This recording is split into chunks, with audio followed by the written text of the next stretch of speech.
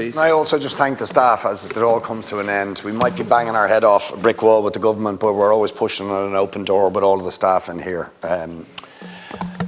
Here's a scandal for you that is illustrative of what Deputy Smith was talking about whose interests get prioritised in our society and why we have a housing crisis. If you go on booking.com now, for niche living in Dún Laoghaire, built by a Celtic Tiger developer for what was supposed to be 200 units for people to live in, you can now book it on booking.com, a breach of the planning, which we've called for enforcement on, as holiday accommodation.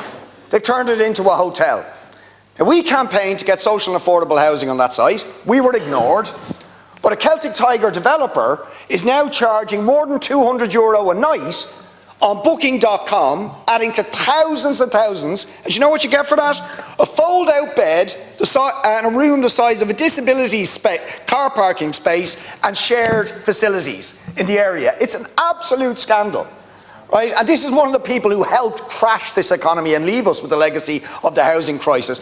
Now, why has that been allowed to happen under your remit? The same people who crashed this economy because of greed over property, doing it again on a site that should be providing accommodation that is affordable for ordinary working people in this country.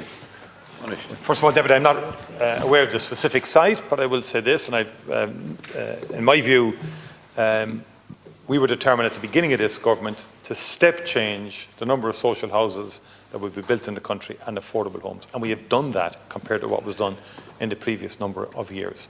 As I said earlier, 12,000 social homes delivered last year. 8,000 and odd were newly built.